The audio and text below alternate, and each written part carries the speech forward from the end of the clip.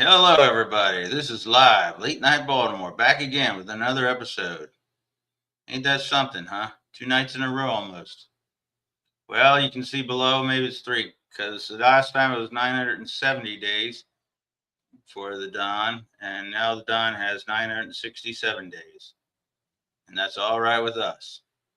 All right, before we get into our main topic, we're going to look at something to show you what kind of priorities the MAGA people, the MAGA administration have.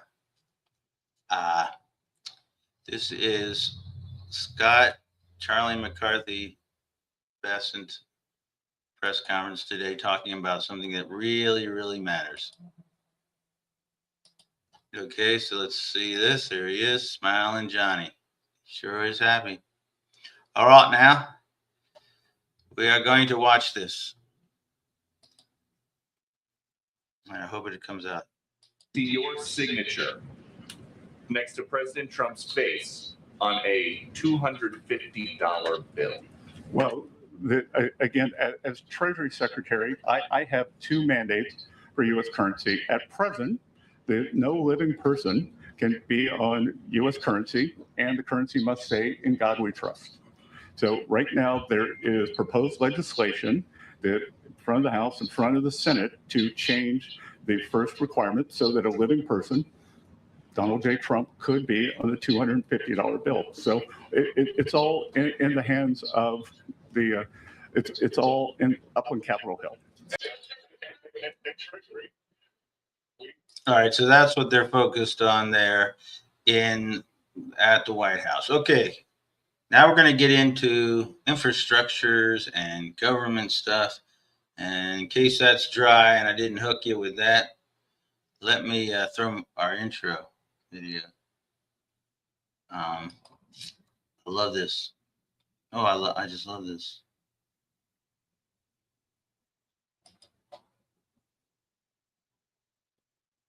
Where is it? Where is it?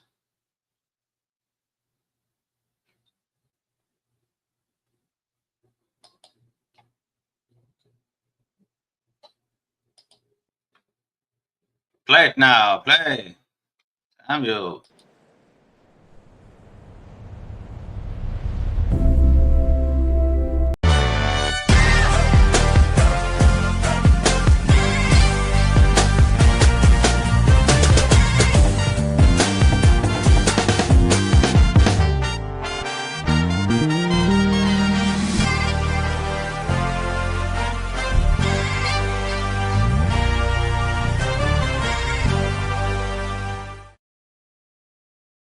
Okay, everybody, welcome back. This is your host with the least. But we're going to talk about something. We're talking about Baltimore now. We're digging into something that's very important to us. If you love the city and you want to see it thrive, and that's everybody, I hope, that lives in the city. Well, a city audit recently gave us some strange numbers. Over the last just 2 years, Baltimore is owed almost $30 million in unpaid bills. $15.3 million from fiscal year 2025 and $14.4 million from 2024. That's money from business leases, utilities, permits, contract services, and the finance department. And some that the finance department simply lost track of. Does it look like I'm just reading off the screen? I'm sorry, I'm just trying to make this natural. All right, anyway, back to the important stuff. City Auditor Jason Patch called out the systemic failure, and Council President Zeke Cohen asked for a full list of delinquent accounts. They couldn't even get it together there at first. On top of that, people in Federal Hill are getting angry about dealing with $323 million in uncollected traffic and parking fines. That's not good. It's worse than just sloppy paperwork. It's money that the city needs. Should be serving this community. If the city can't collect money from big commercial accounts and out-of-state violators, the real burden falls on all the working families of the city through higher taxes and in increased utility bills. Correct? Yes. Brandon Scott, our mayor, said it plainly during the Board of Estimates meeting. There's no way in hell we should have this kind of money just sitting out there uncollected. You can't argue with the man. Here's the good news. It's not about just cracking down. It's about building smarter, fairer system that works for everybody, especially in a lot of these neighborhoods that have faced decades of disinvestment. So what can we actually do? First, we got to modernize and hold the systems accountable. We need updated digital tracking tools, better trained staff, and stronger follow through. Damn it. I said, damn it. Like the 6-month enforcement window, they're expanding now. But we have to do it with keeping equity. Focus collections on large commercial debtors first and repeat corporate violators, not the low income people just trying to get by. Try to add some real community oversight so it doesn't look like it's over policing. It's the communities and the neighborhoods themselves have to do this. All right, leave a comment if you like so far. Let's see. And I don't think anyone can argue with that. The communities themselves. That's what it comes down to in any situation. In Baltimore, that's the only way we're really going to dig out of any problem in Baltimore. Is to the neighborhoods themselves. All right, some more facts to throw at you. This is where it gets good. If we recovered every dollar that we do get back as fuel for justice reinvestment, because Baltimore is looking at a $20 billion infrastructure deficit. Crumbling water and sewer lines, too many vacant properties, transit that doesn't really work.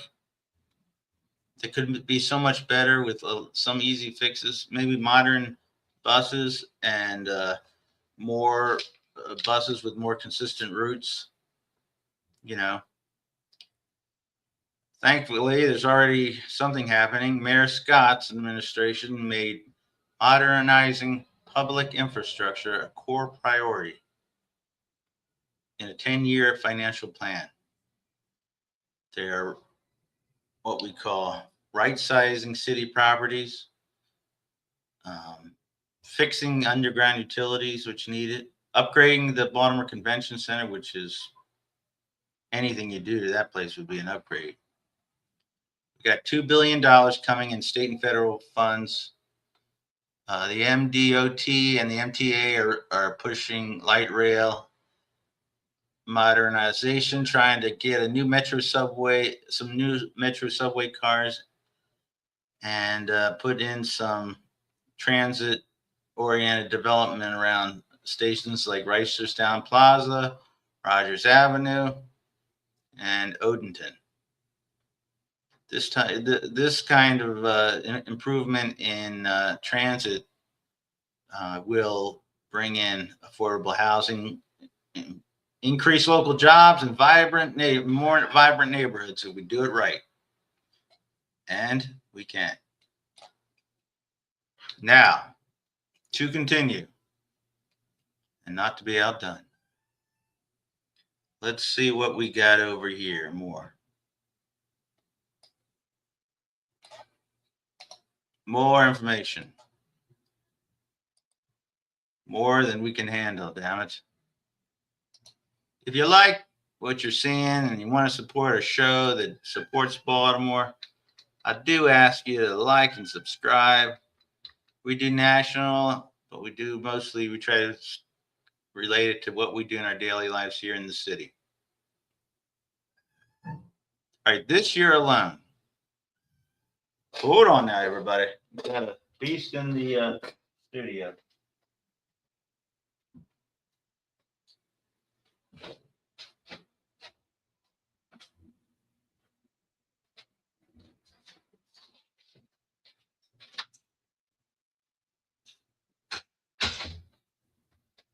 All right, everybody. All bedlam has subsided in the studio. All right, this year alone, paving crews are out strong, March through November of 2026.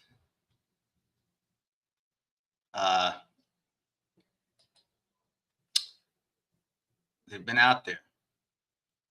The goal is to repave 90.5 lane miles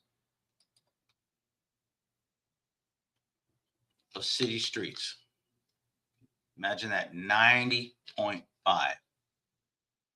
There's a big summer sprint targeting mid-July that aims to patch another 25,000 potholes and resurface 10 more dedicated lane miles. They're also patching up Falls Road, which is Maryland 25, with over $580,000 investment in asphalt work through midsummer. You can tell if you're driving around the Beltway at night, they're doing a lot of infrastructure work. So they try to do it at night so that it doesn't interfere too much. 295 is rehab is getting pushed to early 2027, but the capital improvement program is rolling. Every winter agencies submit requests, and the Planning Commission keeps steady investments in roads, bridges, and facilities. I know it sounds like I'm reading, but this is I wanted to make sure you get all the stats right here. Sorry. We're even talking about transformative projects like tearing down sunken highways, such as the highway to nowhere, which you might think in Baltimore is every highway, but it's not. It's Route 40. We know where that is. Turning them into like green spaces, community spaces, make better transit connections. You really got to get rid of that part of Route 40 that is nothing. That is a highway underneath a highway that is the same, going to the same place. You can track this progress that they're doing on all these projects at BCDOT Road Repaving Dashboard. And you can report on that site issues through the 311 app that they make available. Pretty good. Okay, nobody's watching. All right. Well, now,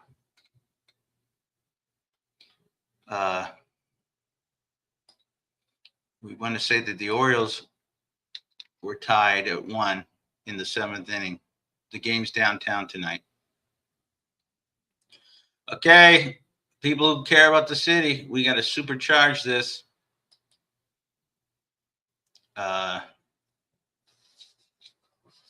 Use the recovered $30 million in any future collections to accelerate all these programs, all these timelines, put in the real community input through participating budgeting, prioritize projects in historically underserved communities, create good union jobs. Yeah, that'll be the day, right?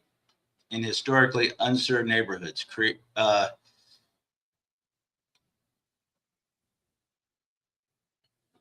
good jobs, construction jobs in Black and brown neighborhoods.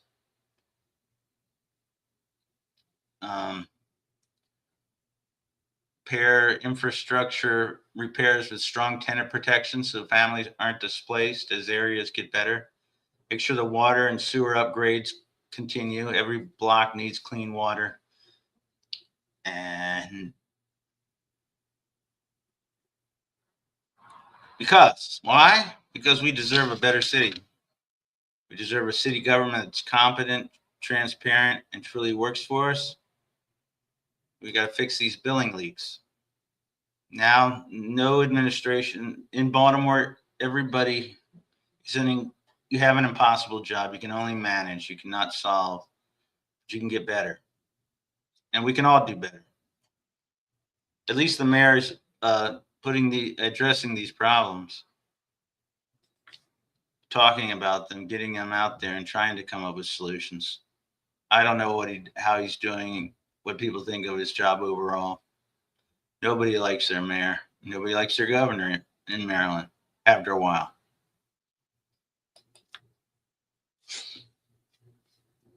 So, and then the big project is we have to take care of hurry up replacing the bridge, the Key Bridge that collapsed, 18 months ago or something? I don't know. The progress on that is slow. We have to build one that's a lot better, a lot safer, and a lot more attractive for people to use. The last Key Bridge really, really affected traffic because nobody wanted to use that damn bridge. And then they charged you $4 each way on it. So come on. That sucked. All right. We're not done yet. I am going to give myself a round of applause. I'm sorry. Thank you, everybody. All right. Tell everybody about this damn show. Except for the people who you shouldn't. No, I'm kidding. All right. Now, we are going to watch another clip just because I like doing clips. And I so rarely get to do them. This is of a certain person. Oh, that's pretty cool. Okay.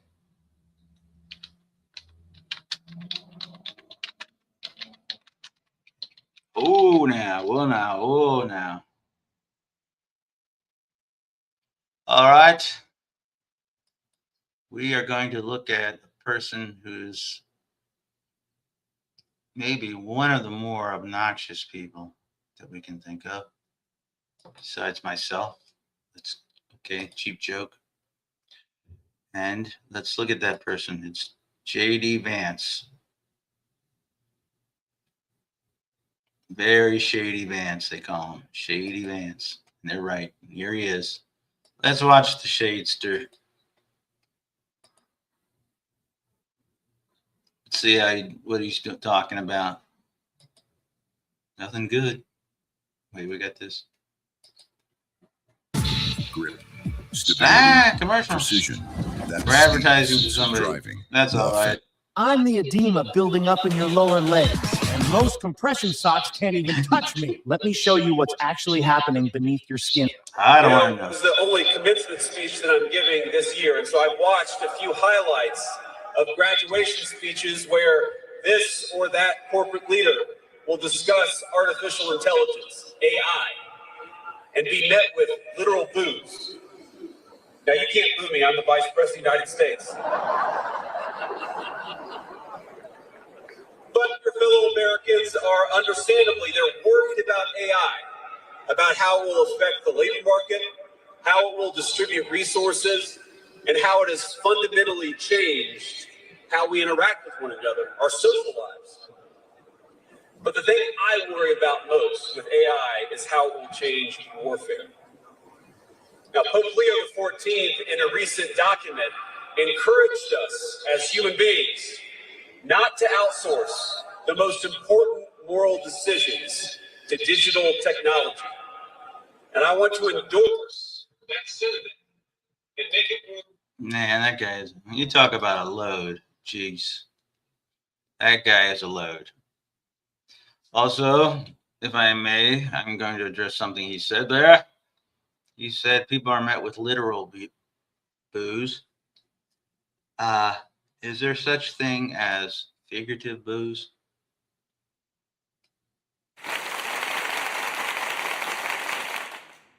Thank you. All right, everybody. Like and subscribe. Throw some comments. Tell us what's good. Tell us what's bad. I'll give you an Orioles score update. Nobody's going to the ball. Go to the ballpark, man. Men and women and children, go to the ballpark. Well, it's not good. The Orioles lost 2-1. Bad, but they've won some lately. Come on, Orioles. All right. Just when I'm telling everybody to go to the ballpark, I have to say that they lose 2-1. All right, everybody. Remember, motto here, as always, F MAGA. And have a wonderful night here in Baltimore. Remember, Baltimore. What do I call Baltimore? I call Baltimore the Forever City. Yep, you heard it here. We are the Forever City. Why? Because we remember our past. And we know where we are now. And we're facing the future in this city. We're more forever than we are charming, I can tell you that. So feel free to spread that amongst your friends or put it on shirts or something. Whatever gets the word around. Okay, everybody. Have a great night, and we will see you next time on Late Night Baltimore.